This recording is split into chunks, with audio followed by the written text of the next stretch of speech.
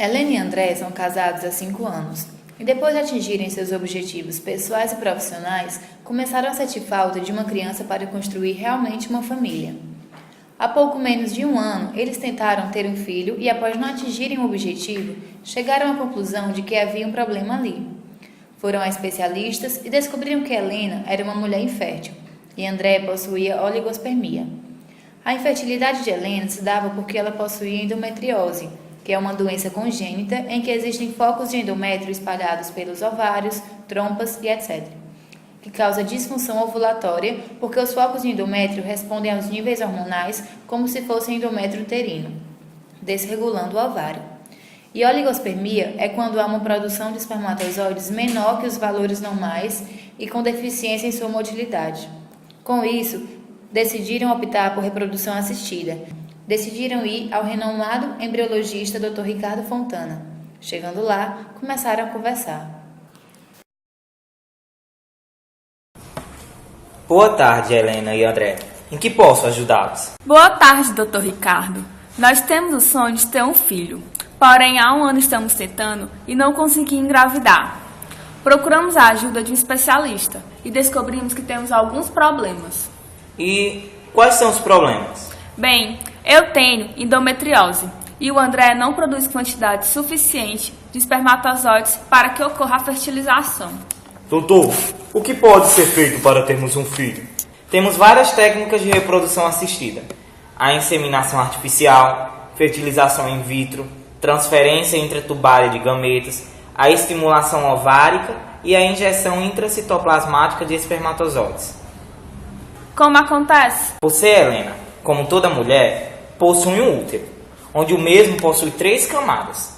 O perimétrio, onde é a camada externa, o miométrio, que fica entre o perimétrio e o endométrio, e o endométrio, que é a camada interna.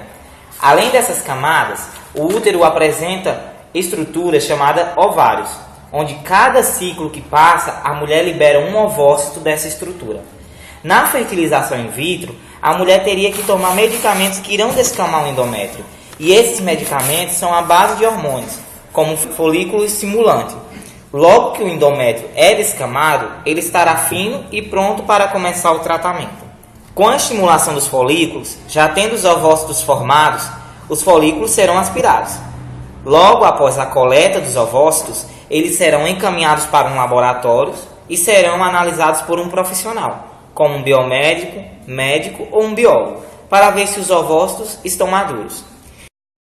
Em seguida, haverá a coleta do espermatozoide e será feito um espermograma, para saber de informações como a quantidade, a motilidade e a própria morfologia dos espermatozoides.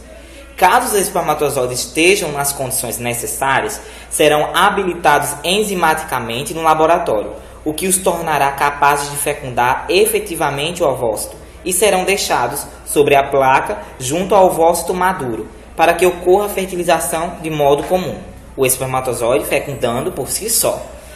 Caso os espermatozoides não estejam nas condições apropriadas, com uma agulha será cortado o flagelo dos espermatozoides a serem utilizados para que estes fiquem imóveis, permitindo a coleta. Este espermatozoide será injetado no ovócito por meio de uma agulha que ficará a precisos 90 graus do corpúsculo polar. E por que precisa ser 90 graus? Porque se não for 90 graus, o ovócito, após ser perfurado pela agulha, se romperá. Continuando, o ovócito ficará em observação e, tendo a fertilização ocorrido com sucesso, formarão-se 2 pronúcleos, o masculino e feminino. Os dois juntam seus materiais genéticos, que são os cromossomos vindo do pai e também da mãe. Após essa combinação, surgirá o zigoto, que passará por sucessivas divisões mitóticas, denominadas clivagens. Em 24 horas, o zigoto terá 2 células, chamadas de blastômeros. Em 72 horas, ela deixa de ser chamada zigoto e passa a ser chamada de mórula. E é nesse estágio que estará pronto para ser implantado no útero, por intermédio de um instrumento composto por 2 agulhas. Uma vai até a entrada do útero e a outra vai até o centro, liberando na cavidade uterina o embrião. A inseminação artificial consiste na introdução de espermatozoides no útero da mulher. É recomendado para mulheres com problemas no colo do útero, em que a região produz anticorpos que matam os espermatozoides. E a transferência intratubárica de gametas? Em que ela consiste? A injeção intracitoplasmática de espermatozoide. O que ela faz? E como se dá o processo da mesma? Com relação à sua pergunta, Helena, a transferência intratubárica é utilizada em casais cuja mulher tem um bloqueio nas tubas uterinas, endometriose ou anomalias no muco cervical, mas que tem ovários e útero funcionais. Nesta técnica, os gametas são obtidos pelas mesmas técnicas utilizadas na fertilização in vitro e na microinjeção. O objetivo é assegurar a presença dos gametas no ambiente intratubárico. E a respeito da técnica de injeção intracitoplasmática, ela envolve a injeção de um espermatozoide diretamente no citoplasma de um ovócito maduro. Doutor, e qual a taxa de sucesso de cada técnica? Bem, para a inseminação artificial, tem em média uma taxa de sucesso de 20%. Para a fertilização in vitro, tem de 45% a 50%. A injeção intracitoplasmática ela é mundialmente usada com sucesso nos casos de infertilidade masculina, como é o seu caso, André. A taxa de sucesso é de 35%. Depois disso tudo, qual é o tratamento mais adequado para nós dois? A fertilização in vitro, utilizando a técnica de injeção intracitoplasmática de espermatozoides. Existe possibilidade de termos gêmeos? Sim, são colocados 2 a 3 embriões, porém, não tem uma forma de evitar que isso aconteça. Tudo certo. Diante de tudo isso, estamos dispostos a aceitar a realização do procedimento da fertilização in vitro, com a técnica de injeção intracitoplasmática de espermatozoides.